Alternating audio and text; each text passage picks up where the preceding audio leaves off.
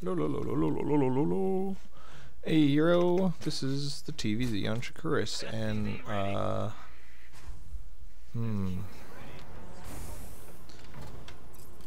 I'm gonna start just by watching what you do, man. It's only 27 minutes long. Not terrible. Not the end of the world. No gas, 2 racks opener, cross positions. This is a long walk for a 2 racks, but you know it's still possible. Let's see.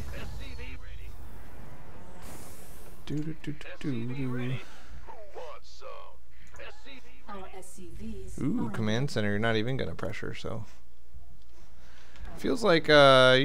I like saying feels like, but then I keep catching myself and being like, why did I say feels like? The 2 racks opener is meant to pressure your opponent. You're delaying your gas in order to put on some early pressure. And getting this command center, I don't know. It seems like you delayed stuff, but I don't know. Maybe you didn't. Let's watch that again. I mean, you're supposed to get a super early command center, but I think I usually get 7 Marines and then build a command center rather than getting it that early, so it just seemed weird to me. So yeah, these racks aren't making Marines for a little bit. And then tiny bit there that they're not making Marines. And then supply blocked.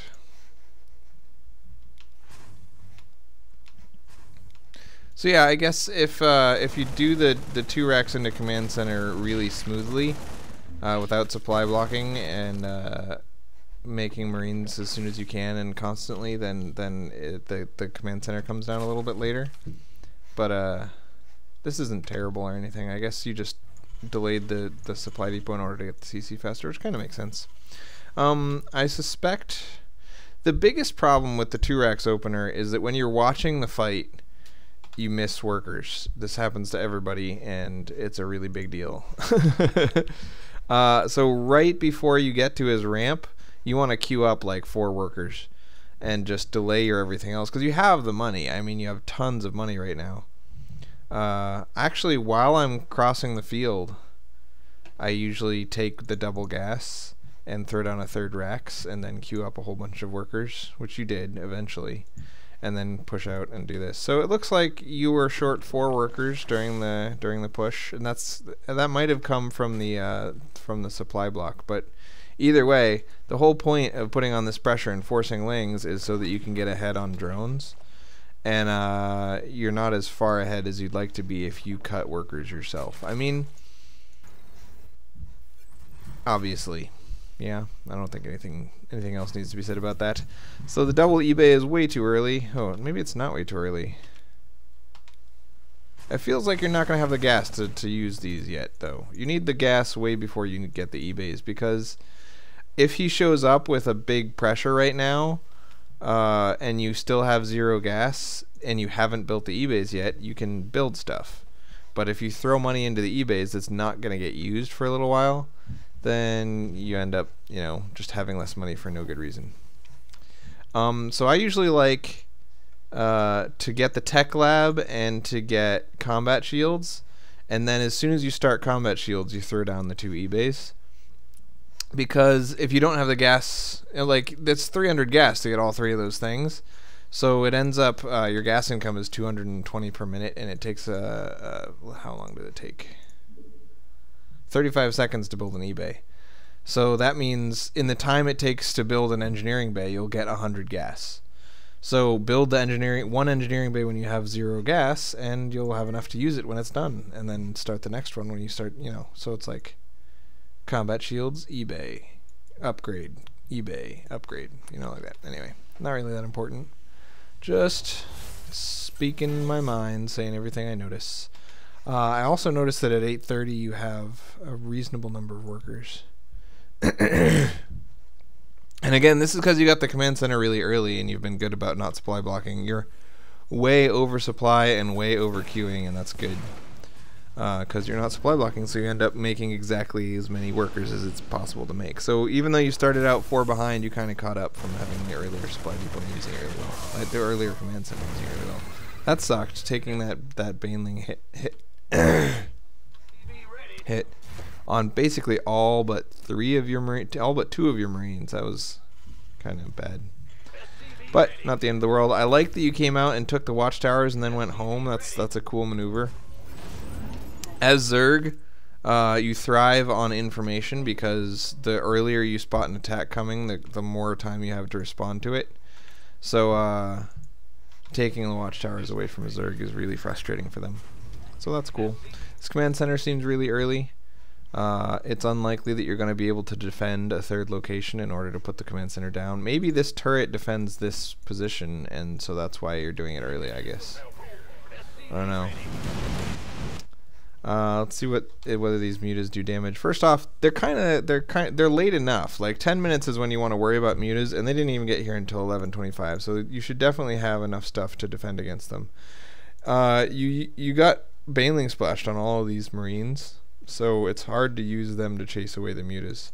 Your infrastructure is really far along for the low Marine count, if you know what I mean.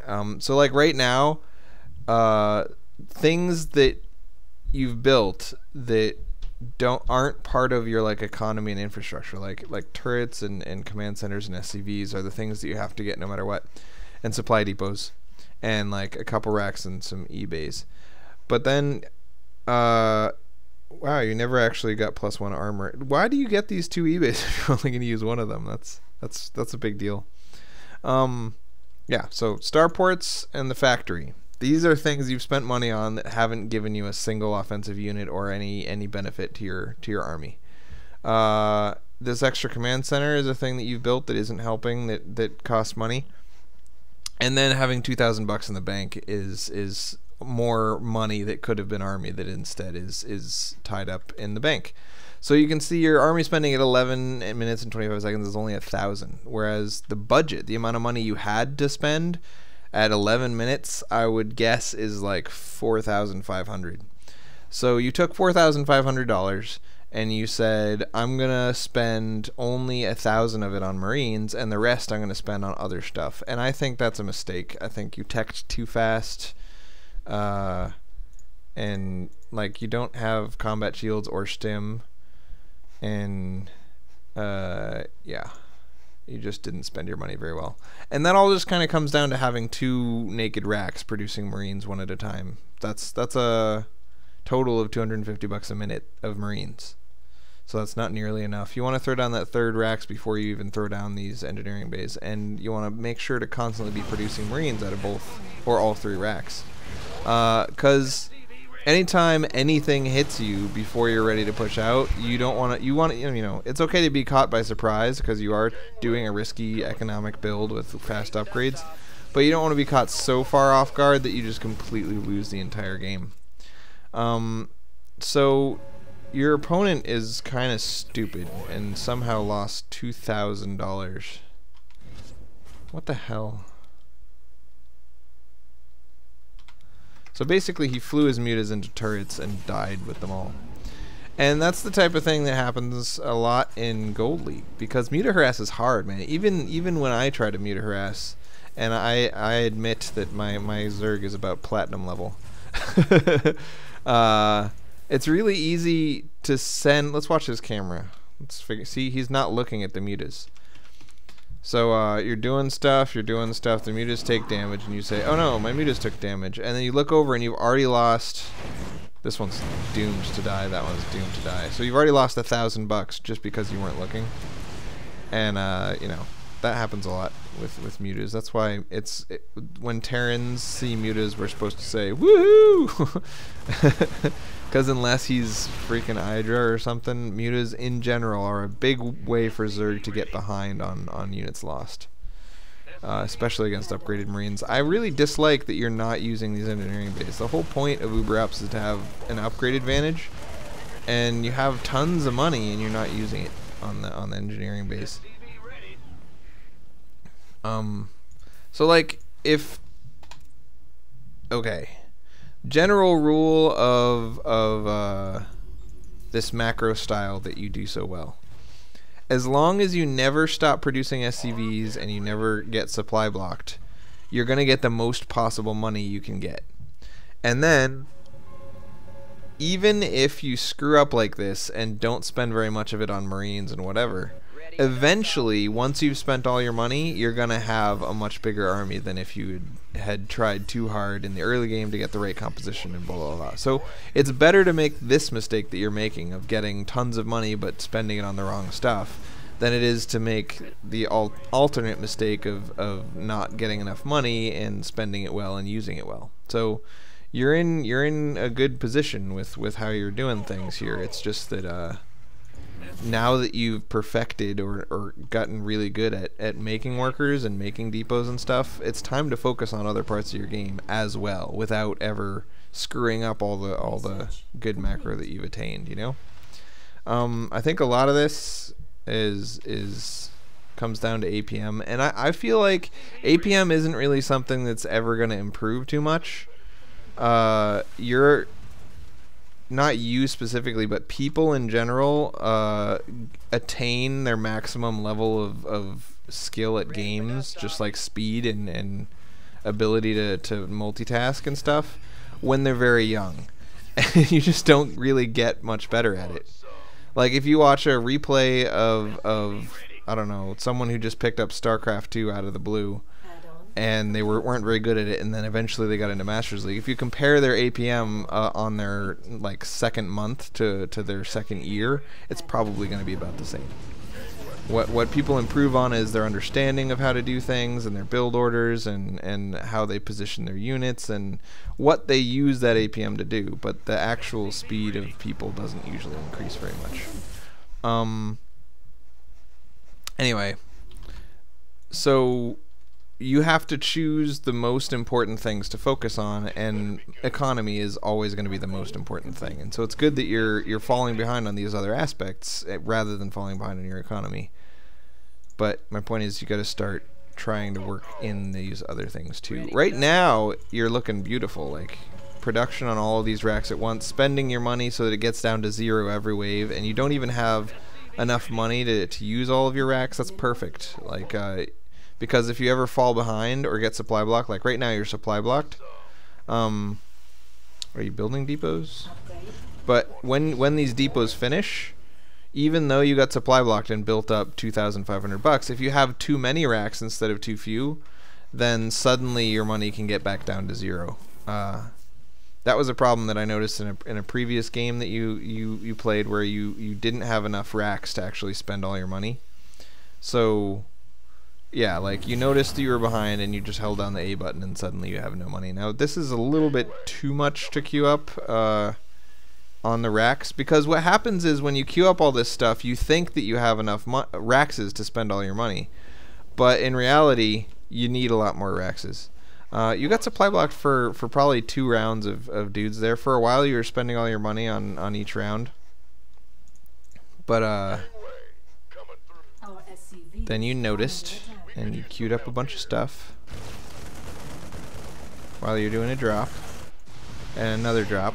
This is good. You did a drop up here and then a drop down here at the same time, but what you got to worry about when bad guys have mutas is never to be anywhere that if the mutas find you, you're gonna die, kind of thing. So if you want to do a 2-pronged drop, what you have to do is send the one drop, I don't know, like spread your dudes around here, put the drop ships over it, not loaded up yet, and then send a drop up here. And when you see the mutas somewhere, basically if the mutas come to your base, or if you see the mutas with a tiny drop, or if you just send a marine off and he sees the mutas, as soon as you see the mutas you can drop somewhere else, because the mutas are out of position and it takes them a while to fly down. But you never just want to blindly hope that his mutas aren't somewhere. You want to know where they are and then make a drop because you knew that it was safe to do so. So that was a big deal. You lost a bunch of stuff with that drop, and this drop also got cleaned up at the same time, and that kind of sucks. Also, the spending is double for him than it is for you, and that's kind of bad too. And the reason that this spending is double for him and over you isn't because he has a bigger economy. He actually has, right now, he has the same sized economy as you. He's got 400 more gas and 400 less minerals. So economically, you're doing fine. and you probably have been doing fine for most of the time. Let's look from 10 minutes. We're looking for 44, and you've got 44. So yeah, you've got a slight economic lead here. You're a little bit ahead because of mules, and now you're way ahead. And this is the thing. Most Zergs fully saturate 2 base, and then they throw down their 3rd and 4th, and then they make sure that they're safe, and then they saturate their 3rd and 4th. So during that time, when they race to full saturation on 2 base, they're going to be ahead of you, but not by much. But then between when they fully saturate 2 bases and when they saturate their 3rd, they're going to be behind you for a long time. Your two base full saturation is better than their 2 base soft saturation. So that's why there's this 15-minute timing push that we usually do with the Uber ups, is you get 2-2 and you push out before he's, like, right as he's making these drones. Because once these drones have been mining for a little while, now he's going to catch up. See how his income is caught up to yours? But before these drones got in place, you were ahead on income. So right now, you've gotten more money than him. If you pulled more money than him out of the ground right around 14 or 15 minutes. And that's very consistent. In almost all of your TVZs, you'll find that you pull more money out of the ground than the Zerg in the first 14 or 15 minutes. And that's just because from 8 minutes to 14 minutes, they don't make drones. Or if they do make drones, they don't put them on their 3rd because they're afraid, or because the 3rd hasn't finished yet, or because they haven't spread creep to it yet, or all those whatever reasons. But your money is super low because you haven't finished your production infrastructure, and you have a bunch of money kind of tied up in queued up units and in unfinished racks and in tech up here and all that kind of stuff. So what you really want is like $9,000 of army at 15 minutes with 2-2 done, and go kill him. If you had a $9,000 army right now, he only has an $8,400 army, so you would win. And you got enough money because you hit all the SCV benchmarks, and you even took a 3rd pretty quickly. So you have the money to have a $9,000 army. You just need to have the racks up earlier, and you need to be using the racks more consistently throughout the game. You need to have gotten combat shields, and these upgrades were both very delayed. You made the 4th command center when you didn't really need to. And yeah, that's about it. About it.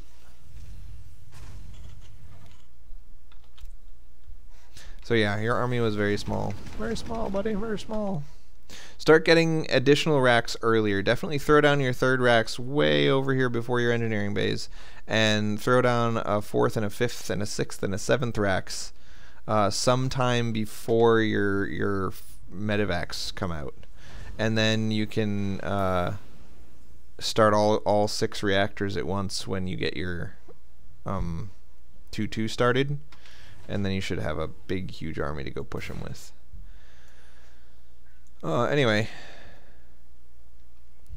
so the way TVZ plays out, infantry is kind of crappy. Infantry is early game. It's really strong in the early to early mid game, and then kind of weak from then on. So what you're trying to do is secure yourself an economic advantage in the early to mid game around 14 or 15 minutes with an upgrade advantage as well, and then you take that upgrade advantage and you start a push that never ends. So you do suicidal aggression, you just keep pushing at him and pushing at him and pushing at him.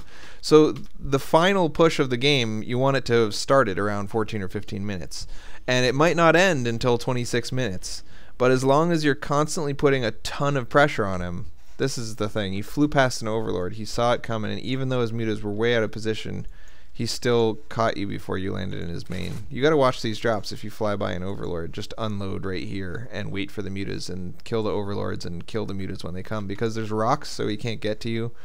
And mutas against marines, he would just instantly die. So I would have definitely aborted this drop and just dropped it down here and waited a little while. Then wait till you see his mutas somewhere else, and then pick up and go all the way, the rest of the way into his main. Having a full drop of units close to his main, and he knows it's there but he can't kill it, that can be really psychologically traumatizing to an enemy player. Anyway, yeah, so economically, the way Zerg works, from 8 to 14 minutes you're going to have a little advantage, and then from 14 to 20 they're going to have a huge advantage over you. They're going to go all the way up to 80 or 90 workers on 4 bases or 5 bases. And until you have see, because we don't need the gas, they get this huge gas advantage. He's got like a $500 gas advantage just because he took more gases than you. And it's good that you didn't take your gases. I'm not saying you need to take your gases, but what I'm saying is because your build doesn't use gas, you need more bases than him in order to have a bigger income than him, right? Because one base for him is 800 minerals and 400 gas, but one base for you is 800 minerals and nothing else. So you got a 50% less income from each of your bases than he does. So really, it's very common to fall economically behind if you delay your first push too long, and that's what happened in this game. I've got a rule of thumb that if I haven't pushed him by 18 minutes, I lose, because he's going to get tier 3, and he's going to have upgrades that catch up to mine and all that kind of stuff. This push is tiny. Even going out on the field with this tiny number of Marines is just a complete waste. At 18 minutes into the game, army sizes are up in the 12,000 mark. If he's got a $8,000 army, and you take $600 of units and you walk them on to creep where he can see them, they're dead. So that was really bad. I understand that you're trying to start your push and you know, get a position on creep pre-spread so that he comes to kill it, but this is all moot. Like, economically or macro wise, you're just doomed. You don't have enough army right now to fight him. And on top of that, you didn't bring your whole army at once, and yeah, it just didn't work out at all. Your first push, when 2-2 finishes and you have your economic lead, you want that to be a big push where your whole army is fighting his whole army, and you want his army to die and your army to die. And he might win that fight by a little bit, but if you do, I think you even said in your email you thought that you lost when this drop got intercepted, and I agree. If you take, this is 6, 12, 18, 24, and then 2 is $2,600. If you put $2,600 in one place, when your army size is, I think really right now your army is just too small. You shouldn't have attacked. And I know I just got finished saying that if you don't attack by 18 minutes, you lose. But think of how much money you've mined but you haven't spent. It's just a ridiculous amount. You've got 3, 6, 7, 8, 9, 10, 11, 12, 13, 14, 15, 16, 17, 18, 19, 20, 21, 22, 23, 24, 25, 26, 27, 28, 29, 30, 31, 32, 33, 34, 35. This guy. 36, 37, 38, 39, 40, 41, 42, 43, 44, 45, 46, and then 8 more up here is 52. All right, you have a total of 54 Marines, but you also have money spent on 52 additional Marines that aren't part of your final push. So basically, you've got more than half of your military budget tied up in units that are not going to be in this fight.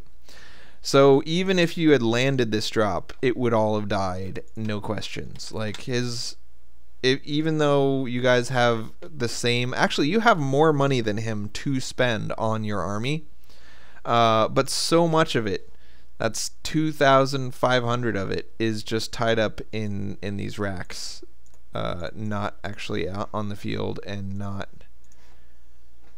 in position. Also in this dropship and in these dudes that didn't come.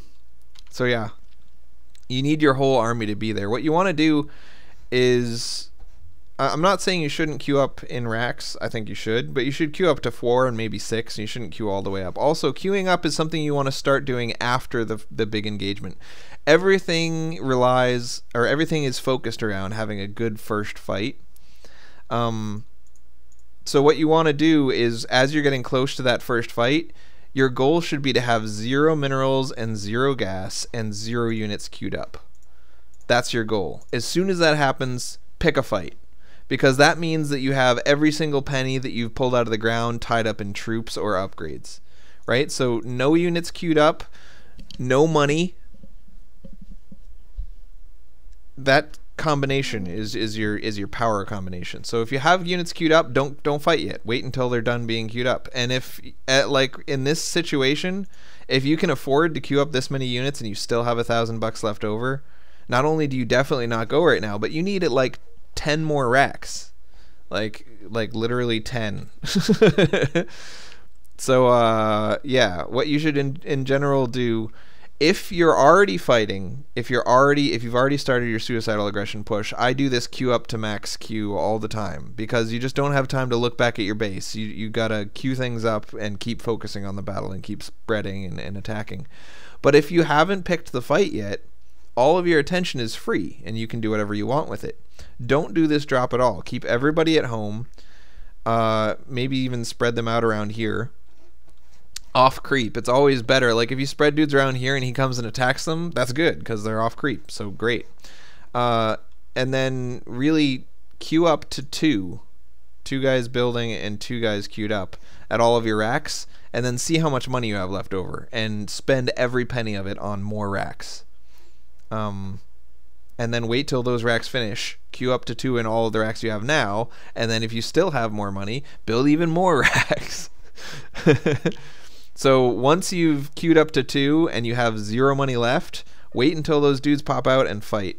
So, and mix that concept of you never want to fight if you don't have enough army with the additional concept that you never want to delay your first push beyond 18 minutes, and you would know that this game is unwinnable. The situation you're in right now means that there's no way you could win this game.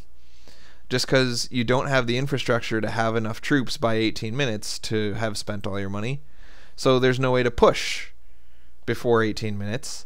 So, you know, you violated one of the primary rules of Uber Ups and you lose. And that's okay. I mean, you know, in the game itself, you try your hardest and you make this inferior push. But when you're watching the replay, you look at it and say, okay, there was no way I could have won this game. I just didn't have enough racks. And then you're done. So anyway, let's watch what happens. It's kind of damaging to your psyche to watch the rest of a game when you were already in an unwinnable position before the first fight even happened, because now you're thinking like, how do I react to what he did here and how do I make this fight have gone better? But there's no way to make 16 Marines against $8,000 of army an even fight, you know? There is nothing you could have done better. You just didn't have any units. Having units is very important. What you do with them, far, far less important.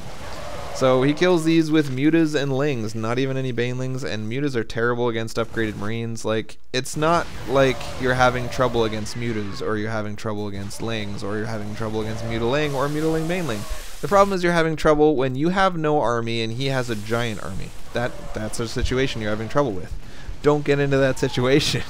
Everyone has trouble with that situation. It's completely unwinnable.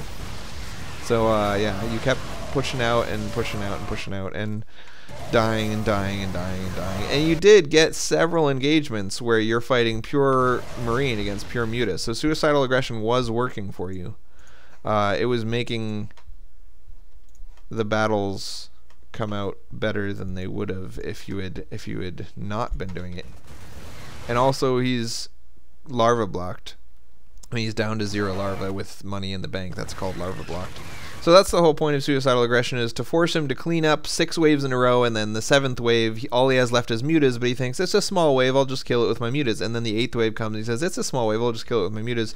And eventually you end up killing a ton of mutas for no reason, because he should never be fighting with his mutas, but he just, again, he's fighting with his mutas against pure Marines. So your tactics are correct. You're coming out ahead on damage done, even though you have a ridiculously small amount of army. But you were already in an unwinnable position before this even happened, and so you're kind of doomed. You have 79 workers on 4 base, but this base isn't up yet, and it has a bunch of workers on it. This base, let's see. This base is pretty significantly oversaturated. Full mineral saturation is 20 workers. And this is 20 right here, and then this is 20 more. So you have 21 extra workers. You have 2 full bases of guys on this one base.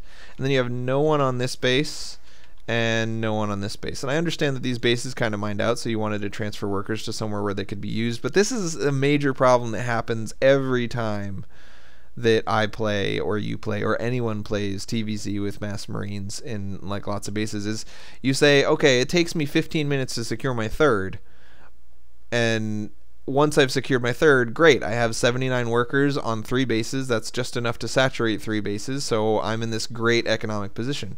And then 10 seconds later, your main mine's out, and then your natural mine's out, and you're like, okay, well, now I have enough workers to saturate 3 bases, but I only have 2 bases, so this sucks. What happened to this command center? I shouldn't be asking you. I should have watched the replay, but yeah. Anyway, you should be clearing out these guys with 2 or 3 or 4 Marines. Get in the habit, every time you send a wave, you're rallying. Where are you rallying your racks? You're rallying your racks right here. So when you come here, you grab these dudes and add them to a hotkey, right? Instead, get used to grabbing these dudes, attacking over here, then shift unselecting one of them, and then adding them to your hotkey. So that every time you make another wave of units, you just grab a Marine and send them somewhere important. Because the more overlords you kill, or the more overlords you force out of position, the less vision your opponent has, and vision is everything to Zergs. Like, these overlords and these overlords are, not only are they stopping your expansion, but they're the reason that dropship full of, those 6 dropships full of Marines died, is Zerg vision. So, yeah, Zerg vision sucks.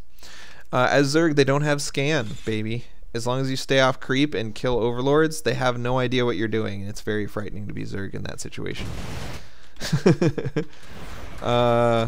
There's more to this game, and again, suicidal aggression is even going to allow you to knock down this hatchery and fight against naked mutas again. Great stuff, but like I said, you're still $7,000 behind on army spending.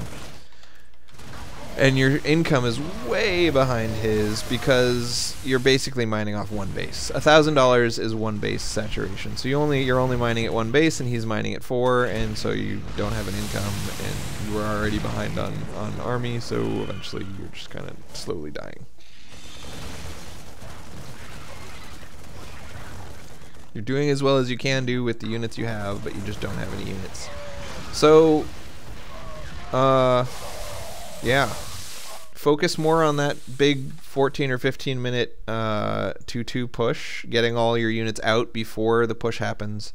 Pushing with a big strong army all at once. I mean, doom dropping it is fine. Dropping in 2 or 3 places at once is fine, as long as one of them is a giant doom drop with all your troops.